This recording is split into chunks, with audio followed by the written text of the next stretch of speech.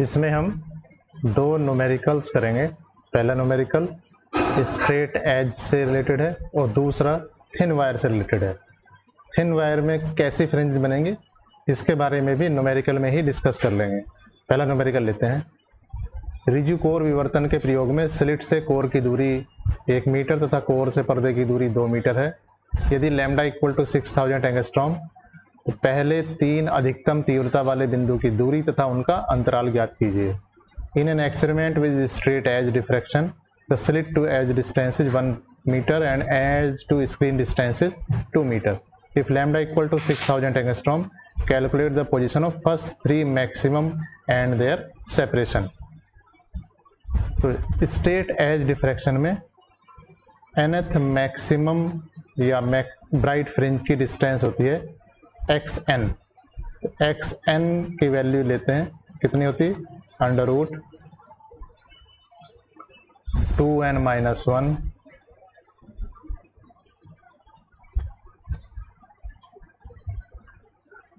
b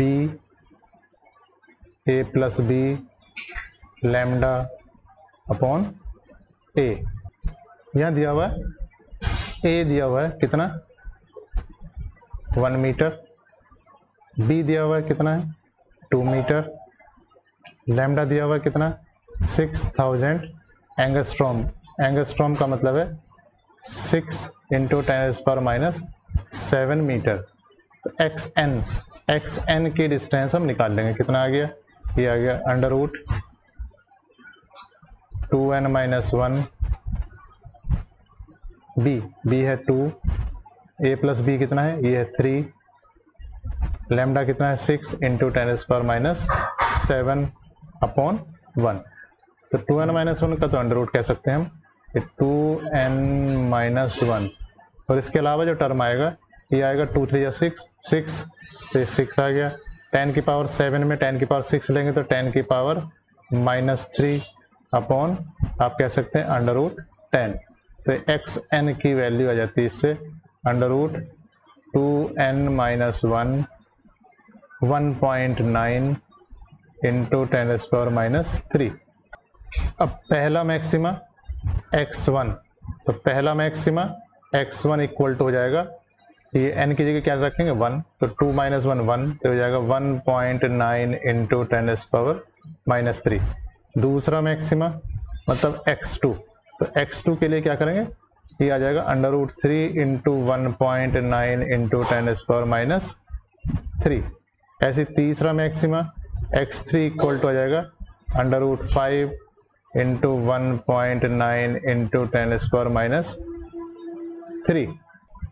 तो ये equal to हो जाएगा 3.3 × 10⁻³ और ये हो जाएगा 4.2 × 10⁻³ तो ये 3 मैक्सिमा की पोजीशंस आ गई हैं। अब अगर इनका डिफरेंस या इनका अंतराल भी निकालना है तो x2 - x1 दूसरे और पहले का अंतराल आएगा।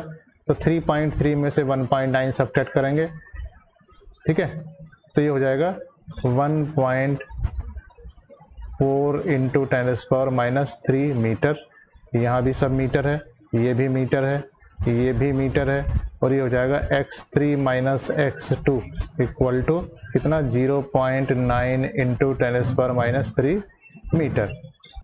अब दूसरा न्यूमेरिकल लेते हैं। एक वर्णी प्रकाश द्वारा प्रकाशित ऊर्ध्वाधर पतली स्लिट के सामने ऊर्ध्वाधर पतले तार की छाया में फ्रिंज देखते हैं। प्रकाश की तरंग दैर्ध्य 5400 एंगस्ट्रॉम है तथा तार से 4 मीटर की दूरी पर फ्रिंज की चौड़ाई 1.8 मिमी है। तार का व्यास ज्ञात करो। Fringes are seen in the geometrical shadow of a thin wire held in front of a narrow slit illuminated by monochromatic light. Wavelength of light is 5400 angstrom and the fringe width is 1.8 mm at a distance of 4 meter from the wire. Find the diameter of the wire. तो यहाँ देखिए straight as से हमने किया था, तो अगर हम एक स्ट्रेट एज ऐसे ले लें और यहाँ पर हमारा क्या है? सोर्स है, तो यहाँ जो फ्रिंजेज बनेंगे वो डिफ्रैक्शन के बनेंगे और उसका इंटेंसिटी पैटर्न कुछ ऐसा होगा। यहाँ पर जो इंटेंसिटी होगी वो एकदम घट जाएगी और यहाँ से फिर ये इस तरीके से फ्रिंजेज बनेंगी। अगर हम उल्टा कह दें कि हमने स्ट्रेट एज नीचे की तरफ दे रखा है, यहाँ ये है, तो फ्रिंजेज कैसे बनेंगी? ये फ्रिंजेज इस तरीके से बनेगी। ये अगर हम कहें कि ये मिला हुआ है और यहाँ से पूरा कहीं वेव फ्रंट आ रहा है, तो ये इस तरीके से फ्रिंज पैटर्न बनता है जब कोई इस तरीके से ऑब्स्टेकल होगा, चाहे वो ऑब्स्टेकल स्ट्रेट हो चाहे वो वायर हो। तो ये एक तरीके से वायर हो सकता है। वायर में भी दो तरीके से वायर हो सकते हैं। तो ये जो पैटर्न है ये थिक वायर का है।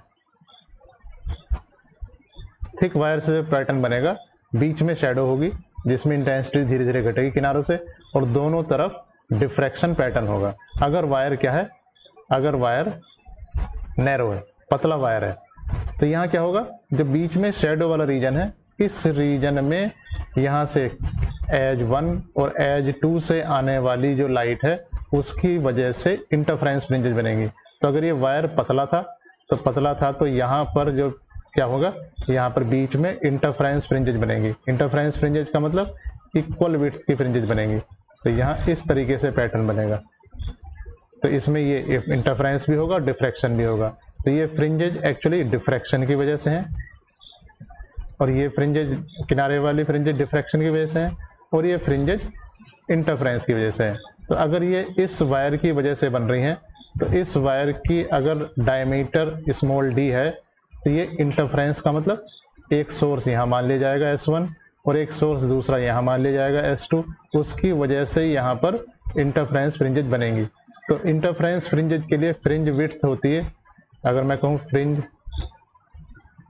विड्थ, तो बीटा इक्वल टू होता है लैम्डा d ओवर d, जहाँ d तो उस वायर और स्क्रीन की डिस्टेंस है और d उस वायर का डायमीटर है। ये एक्चुअली क्या है, डायमीटर ऑफ वायर है। ये एक्चुअली वायर ऐसे बिहेव करेगा जैसे उसके दोनों किनारों पर दो सोर्स हैं। तो यहाँ दिया हुआ है क्या क्या है कि लैम्डा दी हुई है कितना, 5400 एंगस्ट्रॉम या इक्वल टू 5400 इंटू 10⁻⁻10 मीटर। इसके अलावा क्या दिया हुआ है, 4 मीटर की दूरी पर, तार से 4 मीटर की दूरी, इसका मतलब d इक्वल टू 4 मीटर है। और इसके अलावा फ्रिंज की चौड़ाई दी रखी है बीटा इक्वल टू 1.8 mm का मतलब इंटू 10⁻⁻3। तो यहाँ निकालना हमें स्मॉल d है, तो स्मॉल d इक्वल टू हो जाएगा lambda d over beta. Lambda कितना है, 5400 into 10⁻⁻10 into d, capital D कितना है 4 मीटर, और ये बीटा कितना है 1.8 इंटू 10⁻⁻3। तो यहाँ इसका एक जीरो गायब करेंगे, यहाँ जीरो बढ़ाएंगे और 18 से इसे डिवाइड करेंगे तो ये आ जाएगा 300। ठीक है, एक जीरो पहले से बढ़ाया हुआ 3000 हो गया। 3 ये पावर है, जीरो है, 3 ये पावर होंगी 6 और 10 ये है 4 हो जाएगा। इसका मतलब ये हो जाएगा 3 4 जा 12 इंटू 10⁻, 3 और 3 6 और ये 4 -4 मीटर, या 12 इंटू 10⁻2 सेंटीमीटर। Thank you.